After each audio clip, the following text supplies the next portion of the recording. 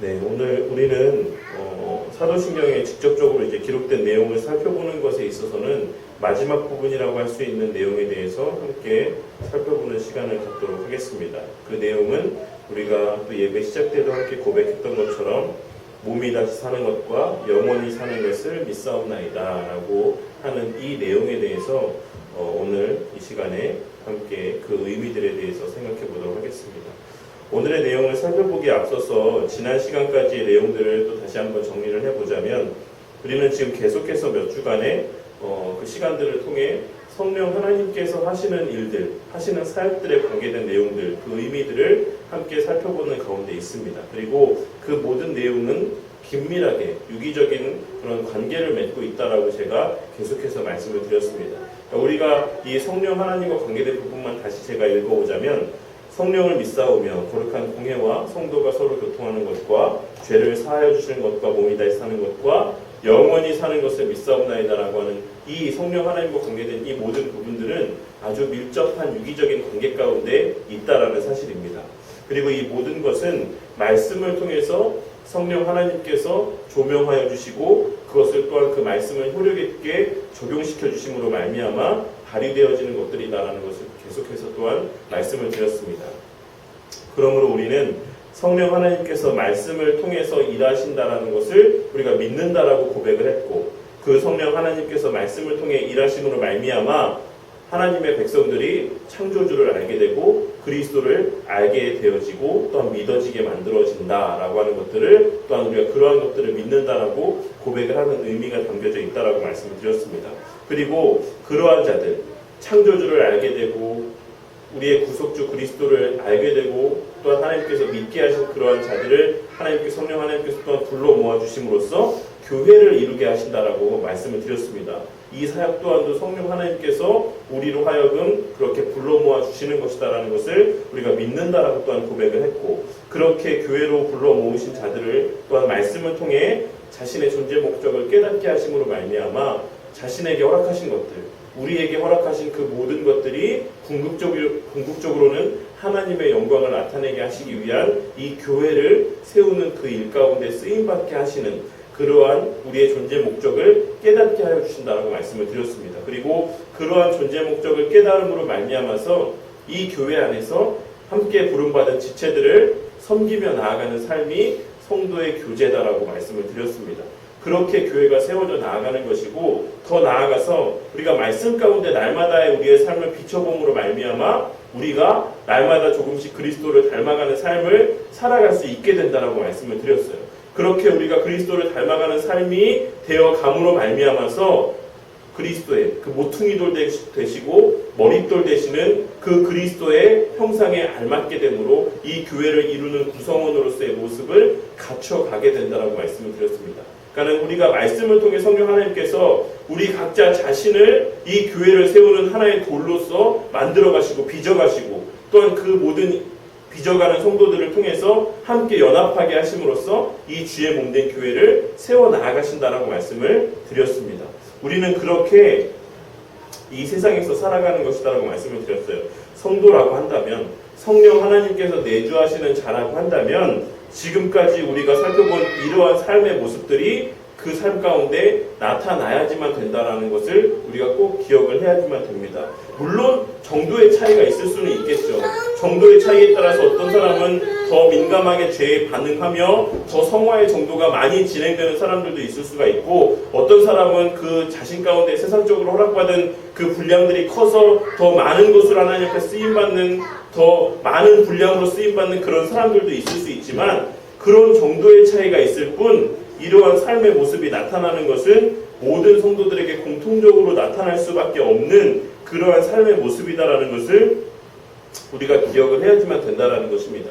왜냐하면 계속해서 너무나도 반복적으로 지금 말씀을 드리고 있는데 이것이 우리의 사역이 아니라 성령 하나님의 사역이기 때문에 그렇다라는 것을 우리가 꼭 기억을 하셔야지만 되겠습니다. 성령 하나님께서 우리에게 구원의 은혜를 부어주실 때 구원이라는 것이 우리의 어떤 노력이나 우리의 행함이나 어떤 우리의 의지나 이런 것으로 우리가 구원을 얻는 것이 아니라는 것을 우리가 너무나도 잘 알고 있죠. 구원이라는 것이 불가항력적인 은혜다라는 것을 우리가 잘 알고 있습니다.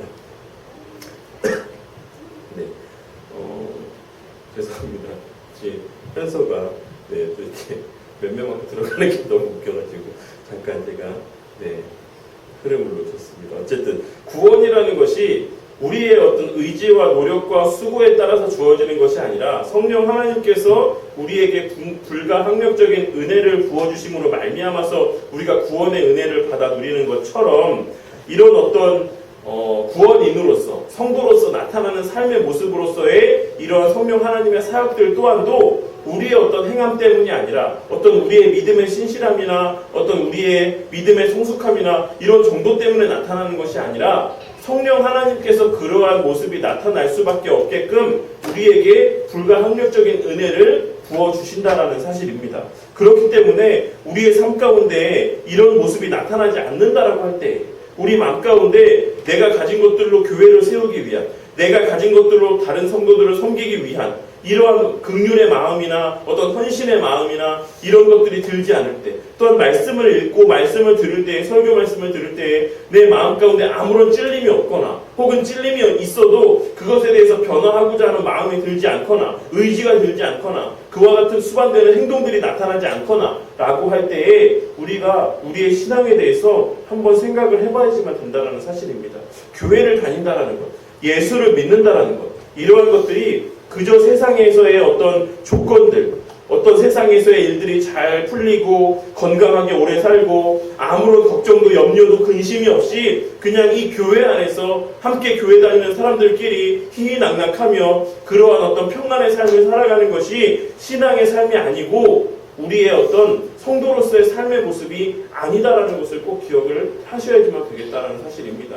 우리가 지금까지 살펴본 내용들을 통해서 성령 하나님께서 우리를 부르셨을 때에는 그 부르심이 하나님의 은혜인 것처럼 우리가 교회를 통해서 교회를 세우는 일 가운데 쓰임받는 것들 또한도 하나님께서 불가항력적으로 우리에게 주시는 은혜입니다. 우리에게 죄로 인한 찔림을 주시는 것도 불가항력적인 주님의 은혜예요. 우리로 하여금 깨닫게 하시고 우리로 하여금 누리게 하시는 하나님의 은혜다라는 사실입니다.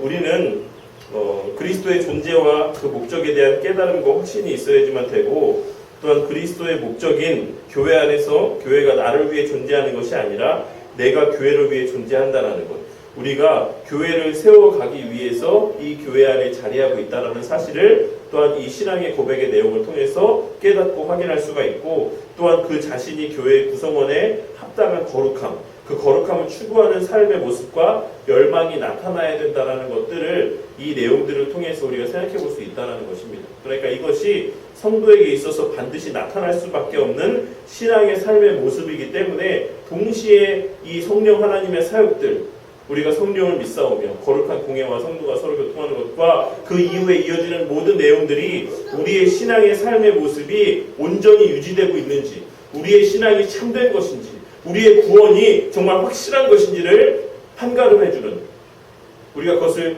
점검할 수 있는 그런 어떤 시금석과 같은 역할들을 감당해 준다는 것을 꼭 기억을 하셔야지만 되겠습니다.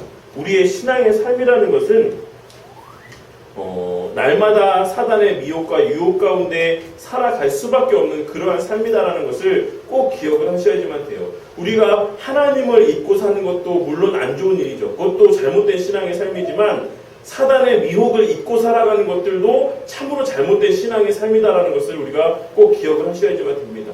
하나님께서도 우리에게 은혜를 부어주시고 우리를 인도해 주시고 우리와 함께 동행하시는 삶을 살아가고 있는 것이 분명하지만 그와 동시에 사단도 그 이면에서 우리를 유혹하고 미혹하고 넘어지게 만들기 위한 그 애씀과 수고를 부지런히 나타내 보이고 있다는 것을 우리가 늘 기억을 하고 살아야지만 됩니다. 이 정도면 괜찮다. 이것까지는 괜찮다. 이것만 해도 된다라고 하는 그 적당주의의 신앙의 그러한 생각들과 우리의 그 마음가짐들을 우리 가운데 계속해서 주입하고 있다는 것이 아예 신앙생활을 못하게 막는 것이 아니라 우리를 적당한 신앙의 삶을 살게끔 그렇게 사단은 우리에게 요구를 하고 그러한 것들을 우리에게 옆에서 유혹하며 그러한 말들을 우리에게 들려주고 있다는 사실입니다.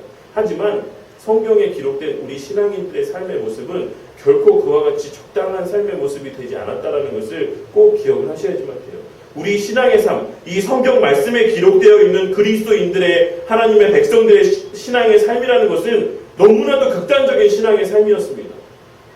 죽음 아니면 그 신앙을 버리지 못하는, 정말 그것이 어떤 적당한 삶으로 포장될 수 없는 그런 신앙의 삶을 우리 신앙의 선배들과 이 성경에 기록된 수많은 성경의 인물들은 그러한 극단적인 신앙의 삶을 살아갔다는 것을 우리가 꼭 기억을 해야지만 돼요. 그렇기 때문에 성경에서는 우리의 신앙의 삶을 가리켜서 전쟁 같은 삶이다, 전투하는 신앙의 삶이다라고 계속해서 반복적으로 우리에게 말씀을 하고 있는 것입니다. 전쟁이라는 것, 전투라는 것이 무엇입니까? 우리가 어제가 6.25 전쟁이 발발한 날이었는데, 물론 우리 세대는 뭐 다 그 전쟁을 경험하지 않았기 때문에, 직접적으로 경험하지 않았기 때문에 모르지만, 우리 어르신들, 할아버지, 할머니 세대들은 그 전쟁의 참혹성을 너무나도 잘 알고 있어요.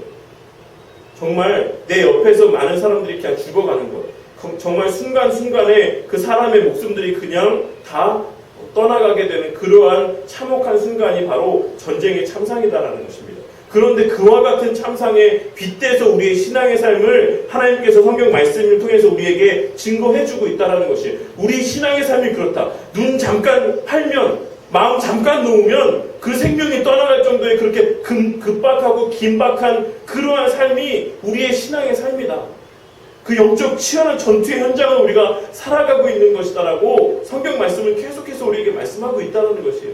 그런데 오늘날의 신앙의 삶을 살아가는 사람들이 얼마나 안일한 삶을 살아가고 있습니까? 오늘 못하면 내일 하면 되지. 어제 못했으면 오늘 하면 되지. 내일이 있을 것처럼, 한 달 뒤가 있을 것처럼, 1년 뒤가 당연히 나에게 보장되어 있을 것처럼 그와 같이 사단의 꾀임에 빠져서 오늘 못했으면 내일 하면 돼.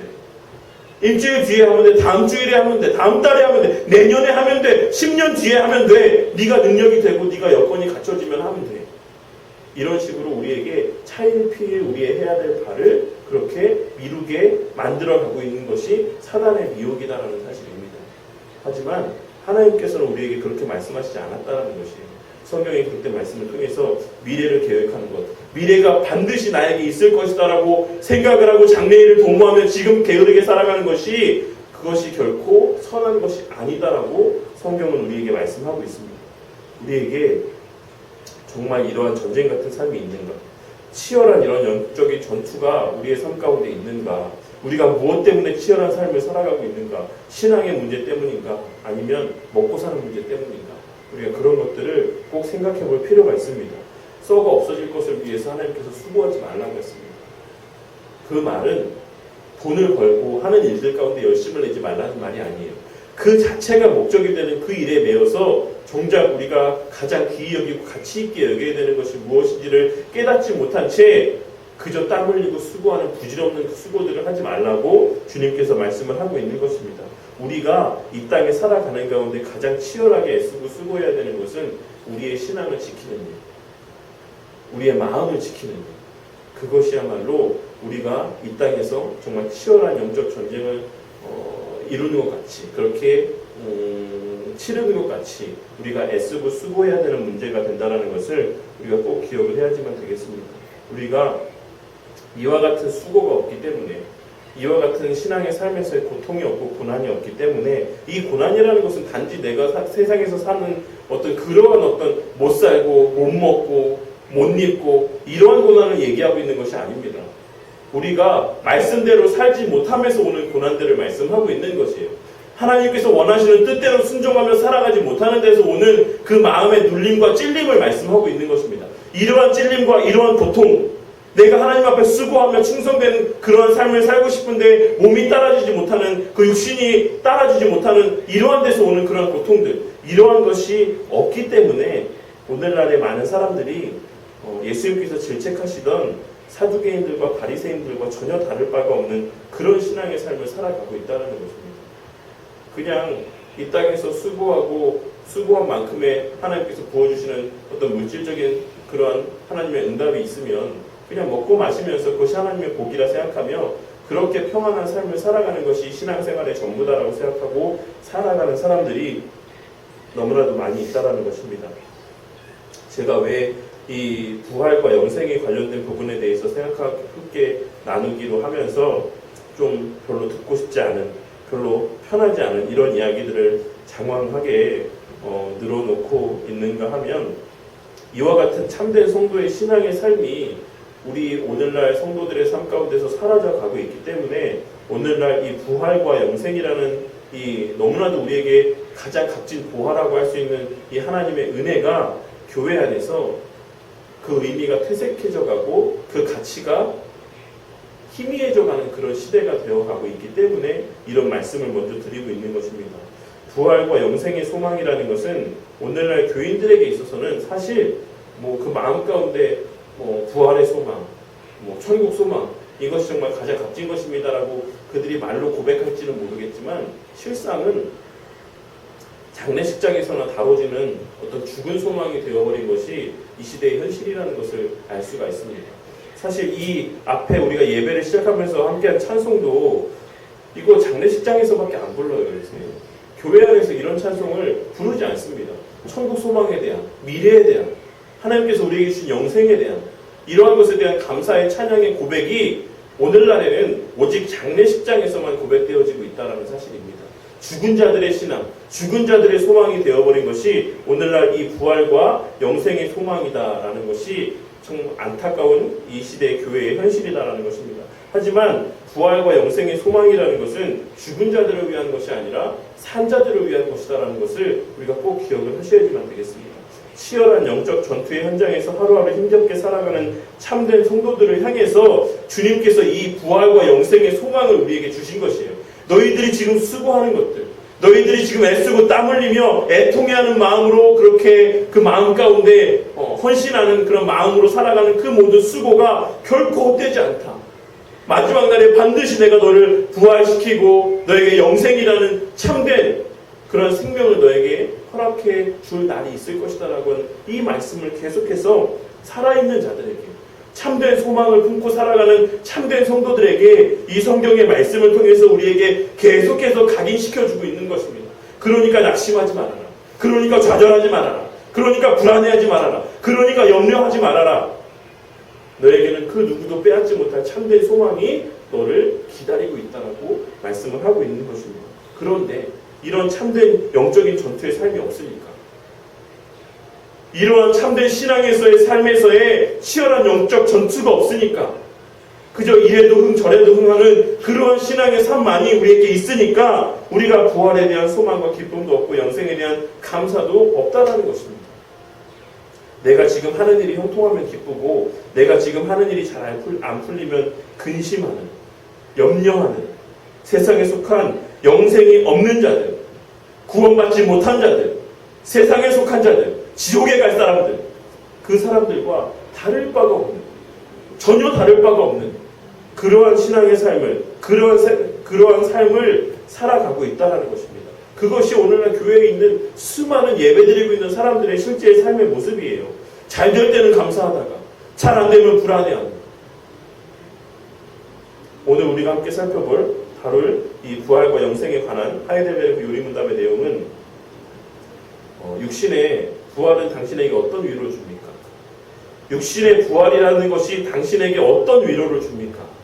이 세상이 끝나는 즉시 나의 영혼은 머리 대신 그리스도에 올려질 것입니다. 또한 나의 이 육신도 그리스도의 능력으로 일으킴을 받아 나의 영혼과 다시 결합되어 그리스도의 영광스러운 몸과 같이 될 것입니다. 이것이 이 육신의 부활이 나에게 주는 위로입니다. 라고 고백을 하고 있고, 영원한 생명은 당신에게 어떤 위로를 줍니까? 내가 이미 지금 영원한 즐거움을 마음으로 누리기 시작한 것처럼, 내가 이미 지금 영원한 즐거움을 마음으로 누리기 시작한 것처럼 이 생명이 끝나면 눈으로 보지 못하고 귀로도 듣지 못하고 사람의 마음으로도 생각하지 못한 완전한 복락을 얻어 하나님을 영원히 찬양할 것입니다. 이것이 이 영원한 생명이라는 것이 나에게 주는 위로입니다. 라고 이렇게 고백을 하고 있습니다.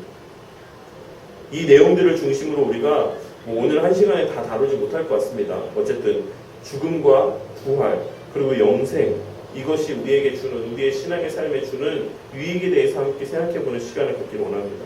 먼저 우리가 이것을 다루기 위해서는 죽음이라는 것에 대해서 생각을 해봐야지만 돼요. 사실 앞서도 좀 시간이 지났죠. 근데 그 시간 가운데, 앞선 시간 가운데 우리가 하이델베르크 47문답에 보시면, 42문답에 보시면 그 죽음이라는 것에 대해서 함께 생각해 본 적이 있습니다. 그리스도께서 우리를 위해서 죽으셨는데도 우리는 왜 여전히 죽어야지만 됩니까? 우리 그리스도인은 이미 그리스도가 우리를 대신해서 죽으셨는데 왜 그리스도인들도 또 죽어야 됩니까? 이렇게 질문하고 있어요. 그 질문에 대해서 답하기를 우리의 죽음은 자기 죄값을 치르는 것이 아니라 단지 죄를 짓는 것을 그치고 영생에 들어가는 것입니다. 이렇게 고백을 하고 있어요. 그리스도인이 이 땅에서 숨을 멎고 이 땅에서의 생을 마감하는 것은 이제 더 이상 죄를 짓지 않는 지경에 들어가는 아주 복된 아주 은혜의 순간이다 라고 말씀하고 있는 것입니다. 이 말을 다시 바꿔서 이야기하면 우리가 이 땅에서 살아가는 것은 계속해서 죄를 짓고 살아가는 삶이다라는 것을 말씀하고 있는 것이에요. 우리가 구원을 받았던 받지 않았던지 간에 우리는 이 땅에서 숨을 쉬며 살아갈 때에 계속해서 죄를 짓고 살아가는 지경 가운데 있다라고 말씀을 하고 있는 것입니다. 그것은 천국에 가기 전까지 이 땅에서 살아가는 그 모든 순간 가운데는 겪을 수밖에 없는 삶이다라는 것을 말씀을 하고 있는 것이에요. 그렇기 때문에 성도에게 있어서 죽음이라는 순간이 복된 순간이다라는 것을 알고 누리고 그것을 기뻐할 수 있는 사람은 어떤 사람입니까? 우리가 이 땅에서 죄를 짓고 살 수밖에 없는 그 형편이 너무 비참하다는 것을 아는 사람만 이 죽음의 순간을 기뻐할 수 있다는 것이에요. 죄의 비참함을 아는 사람만 이 죽음이라는 것, 성도의 죽음이라는 것이 얼마나 복된 순간인 것을 아는 그런 복을 누릴 수 있다는 것입니다. 근데 왜 성도들도, 이 시대를 살아가는 성도들도 왜 죽음에 대해서 두려워하고 기피하고자 하고 그것이 그저 슬픔으로만 남고 타인에 대해서는 그럴 수 있다라고 생각이 돼요. 왜냐하면 타인은 죽음을 맞이하게 되면 당장 이 땅에서 못 보니까. 근데 자기 자신의 죽음에 있어서도 성도라고 불려지는 사람들이, 그리스도인이라고 교인이라고 불려지는 사람들조차도 왜 죽음이라는 것에 대해서 말하기를 꺼려하고 그것을 두려워하는 마음을 갖고 살아가냐 라고 하는 것들에 대해서 우리가 심각하게 고민해 볼 필요가 있다는 것이에요. 그것은 그 사람이 이 땅에서의 성도의 삶의 의미도, 성도의 죽음의 의미도 바르게 깨닫고 있지 못하기 때문에 오는 결과다라는 것을 우리가 꼭 깨달으셔야지만 됩니다.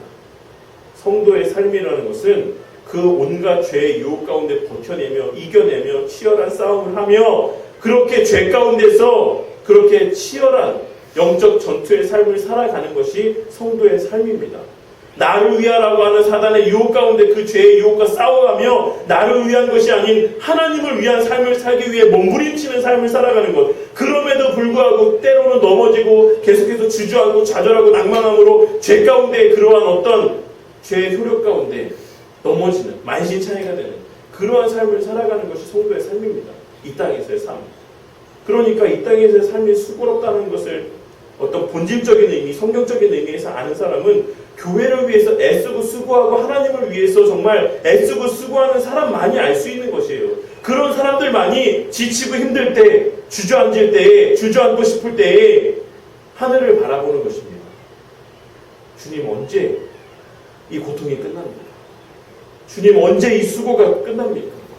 주님 언제가 돼야 제가 이렇게 죄와의 싸움에서 자유로워질 수가 있습니까? 제가 언제가 돼서야 이렇게 근심 가운데 사단이 주는 나를 높이고자 하는 그 마음 가운데 제가 자유할 수 있겠습니까?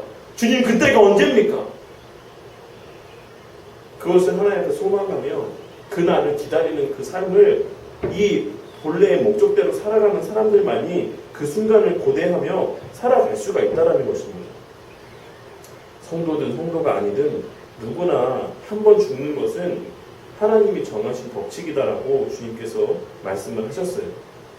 아무리 죽은 자 가운데서 다시 살아나는 은혜를 받아 누렸던 나사로라고 할지라도 다시 지금 죽어 이 세상에 있지 않다는 것을 우리가 꼭 기억을 하셔야지만 되겠습니다.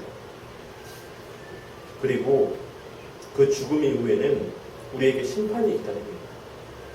그리고 그 죽음 이후에는 천국과 지옥이라고 하는 우리의 갈 바가 분명히 정해져 있다. 이 사실이 우리에게 위로가 되든 기쁨이 되든 소망이 되든 해야 된다는 사실입니다. 이것이 우리에게 두려움의 대상이 된다는 것은 우리의 마음 가운데 정말 천국이라는 것에 확신이 있는지에 대해서 정말 곰곰이 한번 생각을 해봐야지만 돼요. 그리고 또한 죽음 이후에 우리의 상태에 대해서 이야기하기를 영혼과 육신이 분리가 된다라는 것, 이것을 또한 우리가 꼭 기억을 해야지만 되겠습니다. 우리가 죽음에 대해서 우리가 좀 간략하게 좀 교리적으로 또한 신학적으로 좀 생각을 해봐야지만 돼요. 왜냐하면 오늘날 너무나도 많은 이단들이, 참 이단이라고 부르기도 애매한, 이단이라고 부르기도 창피한 그런 저급하고 저질스러운 잘못된 가르침들이 이 시대 가운데 넘쳐나요. 이걸 보면 이단도 수준이 있습니다. 이단도 수준이 있어요. 초대교회 때 이단들은 정말 치열한 이런 신학적인 논쟁을 벌였어요. 성경을 갖고 서로 싸웠다라는 것입니다. 이 근거를 통해서 우리는 이렇게 믿는다. 이게 잘못됐냐? 그러면 또 정통신학에 있는 사람들이 다른 성경의 구절들을 들어서 그렇지 않다. 이것이 맞는 것이다라고 치열한 그런 논쟁들이 있을 정도로 이단들도 신학적인 깊이가 있었다라는 것입니다. 원어에 대한 해박한 지식들과. 그런데 오늘날에는 하다못해 신천지, 그러니까 정통교회 목사들한테, 신학자들한테 토론하자, 논쟁하자 이렇게 요청했는데 정통 이 교회 교수들이, 신학자들이 그걸 피했다라고 이야기하고 선전하고 다니는 모습들을 볼 수 있습니다. 그런데 그들이 주장했던 바가 무엇이냐면 성경 논쟁을 하는데, 교리 논쟁을 하는데, 신학 논쟁을 하는데 성경책을 덮고 하자고 이야기를 했다고 합니다. 말이 됩니까? 성경책을 피지 말고 우리 논쟁하자. 아니, 성경에 대한 것을 논쟁을 하는데 어떻게 성경을 안 피고 논쟁을 할 수가 있겠습니까? 그러니까 신천지에 그만큼 아무런 교리적인 그런 토대가 없다라는 것이에요. 이 성경을 펴기만 하면 그들이 잘못됐다라는 것이 낱낱이 드러날 것을 그들이 더 잘 알고 있다라는 것입니다. 그런데 제가 이 말씀을 드리는 것은 오늘날에 정말 그와 같이 저급한, 너무나도 저차원적인 그런 이단들이 판을 치고 있습니다. 왜냐하면 성도들이 교리에 무지하기 때문에, 교회가 교리에 무지하기 때문에 그렇습니다. 목사들이 신학적으로 바로 서 있지 않기 때문에 그래요. 오늘 이 시간에 최소한 이 죽음에 대한 부분, 죽음 이후에 대한 부분들에 대해서는 성경적으로 무엇이 우리에게 주고 있는 교훈인지에 대해서는 좀 분명히 짚고 넘어가야 될 것이라고 생각이 됩니다. 먼저 성경에서는 죽음 이후에 영혼과 육신이 분리가 된다라고 말씀을 하고 있어요. 영혼은 즉시 죽음 이후에 천국 혹은 지옥으로 간다라고 말씀하고 있습니다. 우리가 그것을 어떻게 알 수 있습니까? 누가복음 23절 43절 말씀에 하나님 예수님께서 한편 강도에게 하신 말씀이 있죠. 오늘 내가 나와 함께 낙원에 있으리라. 오늘 나와 함께. 그 죽는 그 이후 그 즉시 너가 나와 함께 낙원에 있을 것이다 라고 주님께서 말씀하셨습니다. 로만 카톨릭은 이 낙원이라는 장소를 천국과 다른 별개의 장소라고 이야기를 하지만 성경은 낙원이라는 것도 천국의 또 다른 하나의 칭함으로, 명칭으로 사용을 하고 있다는 것을 우리가 기억을 하셔야지만 되겠습니다. 그래서 많은 사람들이 이야기하는 연옥설이라든지 로만 카톨릭에서 이야기하는, 혹은 영혼 소멸설, 그냥 영혼은 죽으면 없어지는 것이다라고 하는 것, 이런 것도 다 잘못된 것이고, 잘 알고 있는 것처럼 환생이라는 것도 잘못된 개념이라는 것을 우리가 꼭 기억을 하셔야지만 됩니다. 일반적으로 불교에 기반하고 있는 그런 문화들이 이 한국 사람들 가운데는 많이 팽배해 있기 때문에 환생이라는 개념에 대해서, 죽음 이후에 환생한다는 것에 대해서 너무 많은 사람들이 생각외로 그런 생각들을 갖고 살아가고 있어요. 하지만 성경은 죽음 이후에 다시 살아나는 것이 아니라, 그러니까 다른 것으로 태어나는 것이 아니라 반드시 죽음 이후에는 그 즉시 천국 혹은 지옥으로 가는 우리의 삶의 결말이 예비되어져 있다는 것을 꼭 기억을 하셔야지만 되겠습니다. 그리고 성도의 영혼이라는 것은 그리스도와 편히 쉬게 된다는 것을 또한 기억을 하셔야지만 돼요. 성도의 죽음 이후에 그 영혼은 그리스도와 편히 쉰다라는 것을 우리가 또 기억을 해야지만 되겠습니다. 그런데 여기서 쉼이라는 것은 사실 쉼이 뭐와 밀접한 관계가 있습니까? 쉼이라는 것은 일하는 것과 밀접한 관계를 갖고 있어요. 그러니까 일을 안 하는 사람에게 쉼이 의미가 있습니까? 실업자에게 나 좀 쉬어야겠어. 이 말이 성립이 되는 말입니까? 아니죠. 쉼이라는 것은 일하는 사람에게 의미가 있는 행위가 된다는 것을 또한 기억을 해야지만 돼요. 우리가 그리스도의 품에 안겨 영원한 쉼을 누린다. 이 말이 의미하는 바는 그리스도가 이 땅에 있을 때는 수고하고 열심히 일해야 된다는 의미가 그 이면 가운데 담겨져 있다는 것이에요. 성경은 계속해서 일함이라는 가치에 대해서 우리에게 요구하고 그것을 말씀하고 있습니다. 예수님께서도 하나님께서 일하신다. 그렇기 때문에 내 아버지가 일하시니 나도 일한다라고 말씀하셨어요. 그렇기 때문에 그리스도에 속한 우리도 이 땅에 살아가는 가운데 있어서는 일을 해야지만 된다는 것입니다. 게으름이라는 것이 죄다. 게으름이라는 것이 선하지 못한 것이다. 성경은 계속해서 우리에게 증거하고 있습니다. 또한 그 일이라는 것은 당연히 하나님의 구성 역사를 완성해 나아가는 그 일이다라는 것을 또한 우리가 기억을 해야지만 돼요. 그렇기 때문에 우리가 이 땅에서 일하고 쉬는 것, 이 밸런스를 갖추는 것은 우리가 더 열심히, 더 잘 일하기 위해서 쉼을 가져야지만 된다라는 이 관계를 명확하게 잘 알고 계셔야지만 돼요. 제가 왜 이 말씀을 드리냐면 오늘날 젊은 사람들의 마음 가운데는 어떤 마음이 있냐면 쉬기 위해서 일한다라는 마음이 있어요. 더 잘 쉬기 위해, 더 좋은 곳에서 쉬기 위해, 더 많이 쉬기 위해 일한다라는 것입니다. 그래서 젊었을 때 바짝 일하고 돈 많이 벌고 빨리 은퇴해서 그냥 잘 먹고 잘 사는 그런 삶을 살기 위한, 그냥 일 안 하고 놀고 먹기 위한 그런 삶을 살기 위한 그러한 수고들을, 그러한 삶의 모토를 갖고 살아가는 사람들이 너무 많이 있다는 것이에요. 그러니까 그러한 것이 사실 한때 우리나라 가운데 또 교회 가운데 다단계라는 것이 많이 유행한 것도 그 다단계가 주는 게 뭡니까? 한때 반짝 일하면 그 수입이 계속해서 유지가 되는 것이에요. 일 안 해도 계속해서 고정적인 수입이 들어오게 되는 것입니다. 일정 수준이 넘어가게 되면.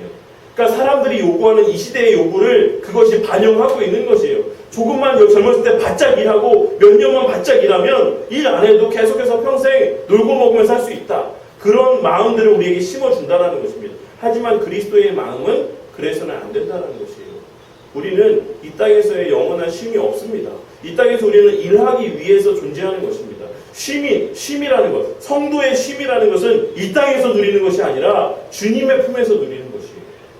그리스도인에게 있어서 참된 안식이라는 것은 이 땅에서 맛보는 것이 아니라 저 천국에서 그리스도의 품 안에서 누리는 것입니다. 여기는 일의 터전이고 사명의 터전이고 우리의 구속사 완성을 위한 우리의 일터라는 것을 우리가 꼭 기억을 하셔야지만 되겠습니다. 그래서 우리는 그리스도인도 쉬어야죠. 그리스도인도 쉬어야죠. 그런데 그리스도인이 쉬는 것은 일을 하기 위한, 더 열심히 일하는 힘을 재충전하기 위한 쉼이 되어야 된다는 이 선후 관계, 이 관계성에 있어서의 질서를 우리가 꼭 기억을 하셔야지만 되겠습니다. 그리고 또한 마지막으로는 그 간극, 천국과 지옥의 간극은 넘나들 수 없는 것이다라는 것을 또한 기억하셔야지만 돼요. 우리가 함께 오늘 읽은 말씀, 부자와 나사로의 이야기에서 뭐라고 성경 말씀이 기록하고 있습니까? 그 사이에는 큰 구렁텅이가 있어서 그 사이를 넘나들 수 없다라고 말씀을 하고 있어요. 천국과 지옥 사이의 관계를 이렇게 밑에서 천국으로 나중에 들어간다든지 천국에서 지옥으로 떨어진다든지 이런 일들이 일어날 수 없다라는 것입니다. 그리고 또 하나 우리가 예전에 교회가 있었을 때 거기에 주변에 그런 교회가 있다 했죠.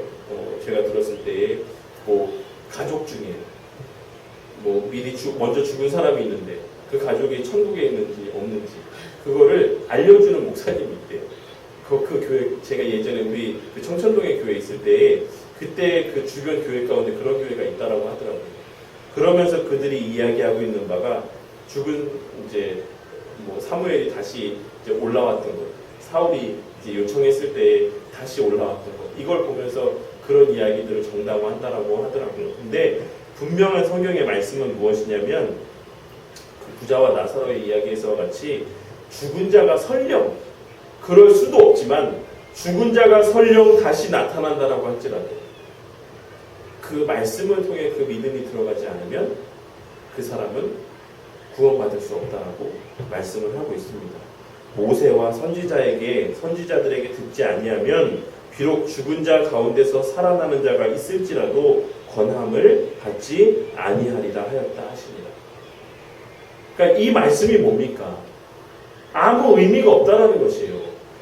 내 가족이 천국에 있는지 없는지, 내 가족이 천국에 갔는지 지옥에 갔는지 그런 것에 대해서 우리가 궁금해야 할 필요가 아무것도 없다라는 것입니다. 이 땅에서의 혈연이라는 것, 이 땅에서의 혈통이라는 것, 이 땅에서의 가족 관계라는 것, 부부 관계라는 것, 부모 자식 간의 관계라는 것은 천국에 가서는 아무 의미가 없는 것이다라는 것을 꼭 기억을 하셔야지만 돼요. 다 모든 것이 천국에서의 영생의 삶을 예표해 주시기 위해서 우리의 신앙을 위해 주신 도구다라는 것을 꼭 기억을 하셔야지만 됩니다.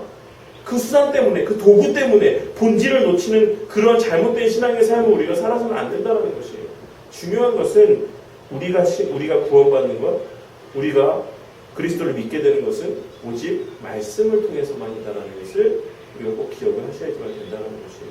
그러니까 뭐 천국을 갔다 왔다는 분, 지옥을 갔다 왔다는 분, 뭐 그런 간증을 하고 다니고 그런 책을 쓰고 이런 사람들이 하는 그 이야기들에 우리가 하등 귀를 기울일 필요가 없다는 것입니다.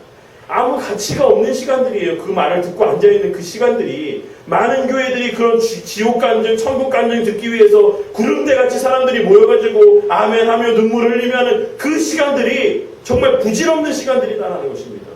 성경 말씀이 그 시간들이 아무 의미 없는 시간이라고 말씀하고 있어요. 오직 기록된 성경의 말씀이 선포되어지는 그 시간만이 가치 있는 시간이다. 의미 있는 시간이다. 능력 있는 시간이다라고 말씀을 하고 있는 것입니다.